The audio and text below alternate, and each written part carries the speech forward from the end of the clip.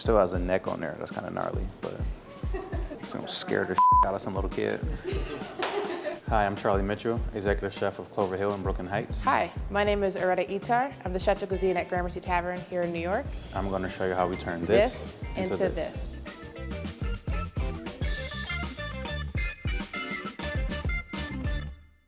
So we're going to take this grocery store rotisserie chicken and turn it into a beautiful breakfast, mainly chicken salad with parsley, apple, a green radish dressing, a confit egg yolk, and sourdough toast. I've never made it with rotisserie chicken before. I've done it with confit chicken or roasted chicken, but never actually rotisserie. I'll be making my perfect chicken sandwich. I grew up in Jersey, so I ate a lot of sandwiches growing up too. Everyone keeps saying hoagie, but it's a hero. It's not a sub, it's not a hoagie, it's a hero. Like, I'm not from Philly. Like, I don't say that, so cut that in post. We'll be using a hero roll. I'll be shredding it up, making a simple mayo, and then some of my favorite ingredients like tomatoes, lettuce, radish, avocado. And I'm not a big egg eater. Like, I don't do scrambled eggs and omelets and whatnot. So the confit egg yolk was just a more playful way for me to eat eggs at home. Can I take that off? There we go. Well, it smells good, so that's good. Juicy AF. But you can cut that out because I don't need like the TikTok millennials or whatever. Oh, great. Next thing you know, you're like, oh, she thinks she's cool. I'm like, I don't. I don't, in fact, think I'm cool at all. This is a great chicken. Wow. I mean, this is a really good chicken. Even the breast is juicy. So that's how you know it's good, because that's the easiest thing to overcook. Tastes great. I love this chicken.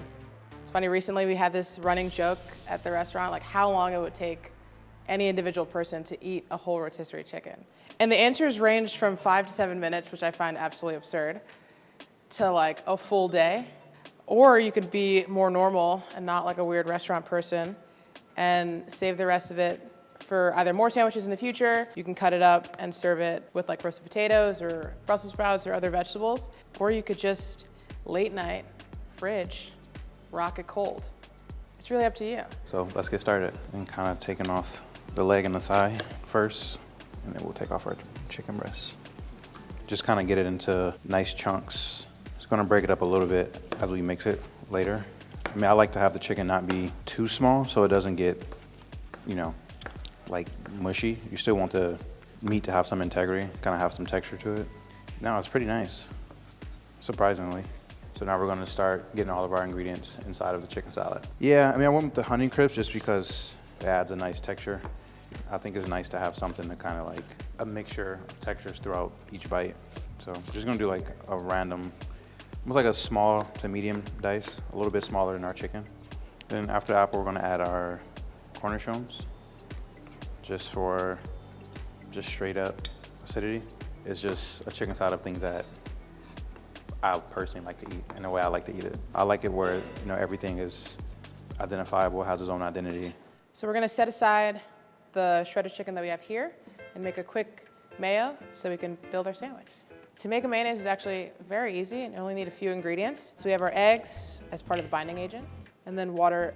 Mustard is actually really important.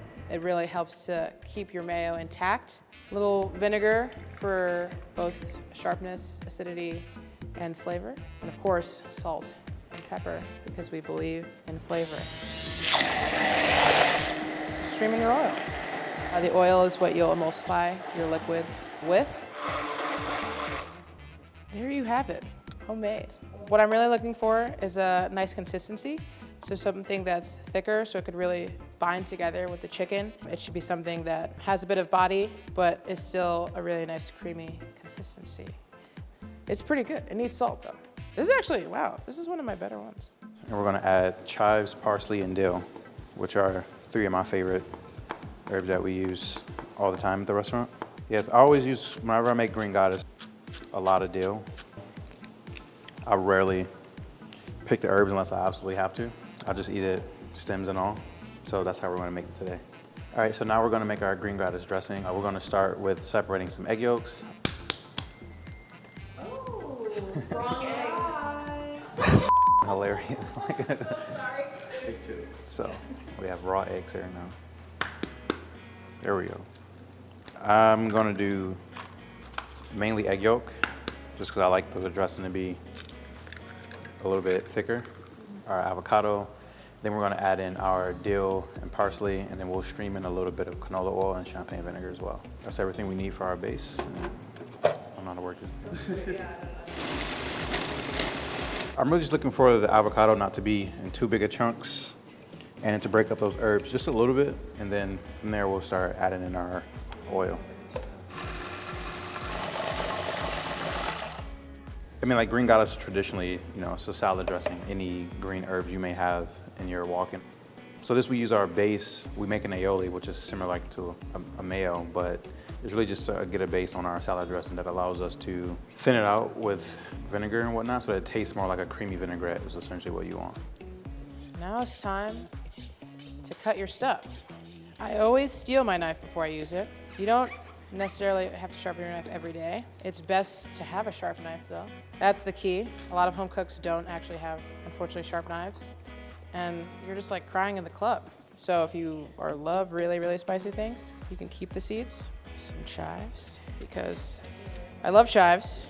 Chives are great, both visually and also flavor-wise. At Gramercy Tavern, we use chives in almost everything. You find a lot of garnishes.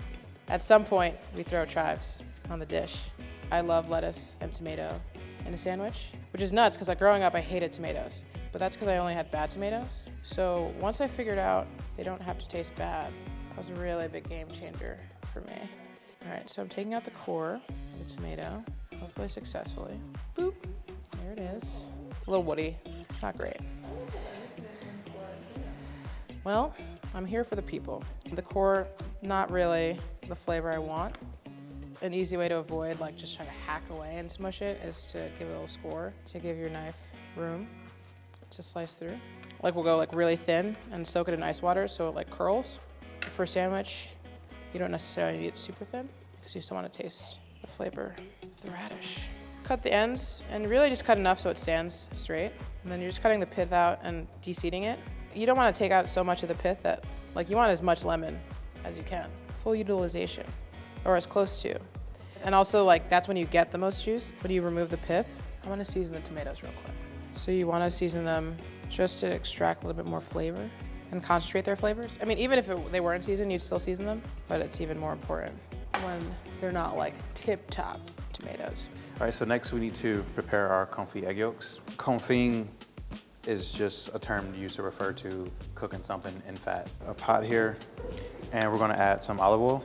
I'm using olive oil for this mainly for flavor purposes. This is a little advanced for home cooking, slightly. If you're not used to using a thermometer, which I highly recommend every home cook has a thermometer, it'll take your game to the next level, in my opinion. So basically, we want to bring our oil up to the temp you want it, 140 and 150, and then essentially you just let your egg yolks hang out at that temperature. For me, I like mine to be very runny, but just like a little bit gooey. We have done this technique in a restaurant. We had it over a grain course winter menu of last year. Yeah, so now we'll just let this sit for about 30 to 45 minutes. We'll start checking it around 30 minutes and we'll start picking them up with a spoon and kind of giving them a nice touch test to see how firm they are and see if they're ready for us. Yeah.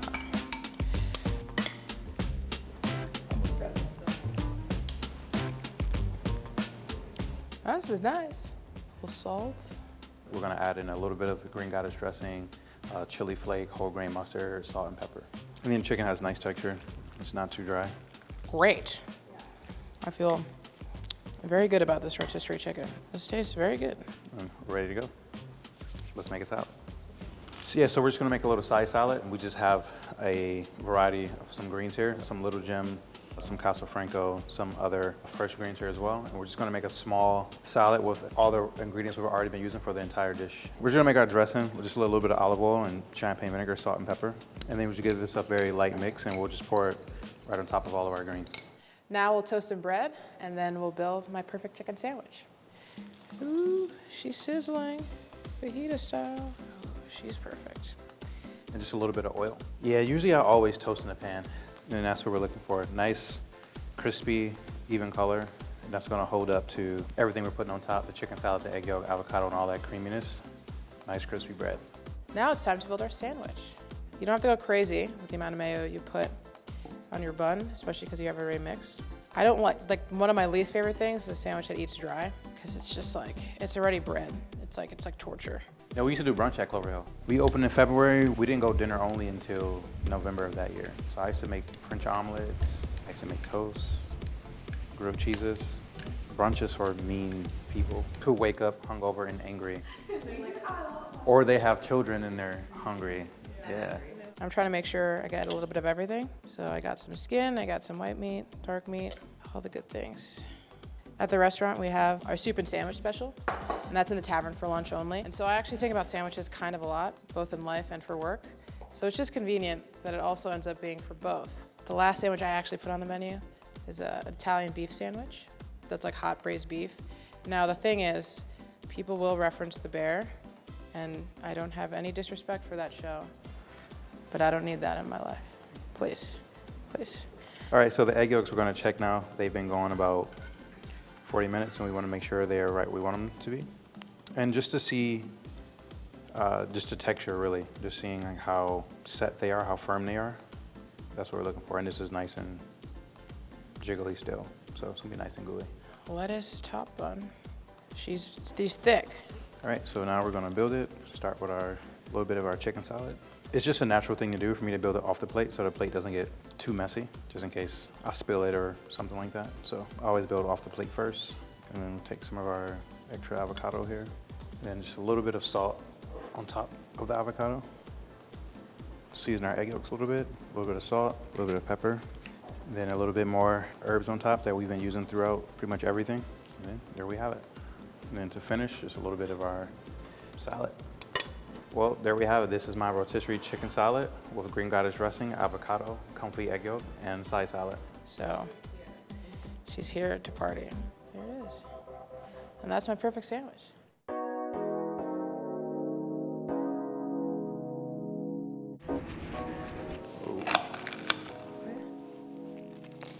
That tastes great. Yep. I'm gonna wash my face, Gabriella. Jesus. That's really good. That's crunch. Yeah, I mean, number one, the toast on the bread is really nice and crunchy. The chicken salad is bright and acidic, and the egg yolk is creamy and gets almost like a cheesy flavor from like the creaminess. So it's very nice. The thing I love about this kind of sandwich is that it eats much lighter than it appears. It's really bright and herbaceous with the herbs and the fresh basil. The mayo itself is really light, which also makes it eat really well. Hellmann's sometimes can get a little too heavy, especially with how much you add. You can't necessarily at this point tell it was a rotisserie chicken. You know, you can tell it was a nice roasted chicken maybe, but I think it held up very well to everything we added to it. This dish today was a way for us to take an approach to an ingredient like a rotisserie chicken and sort of elevate it with some techniques like the Confit egg yolk and the homemade green goddess dressing, and also brighten it up a little bit with a lot of herbs and things that we would use, you know, in a kitchen setting as well. A sandwich is a great way to use a rotisserie chicken, especially because most of them, generally speaking, it's a whole chicken. It's difficult to eat all of it in one sitting, and it's a great way to use up a lot of the chicken, so it doesn't go to waste. You can prep a bunch of this mix ahead of time and have it in your fridge and eat it over the course of a few days, and it will still taste great. I know historically y'all do not cook much at home. I do not cook at home unless I'm absolutely forced to. And then on my days off, I'm not really trying to be in front of the stove. A lot of Uber Eats, a lot of takeout.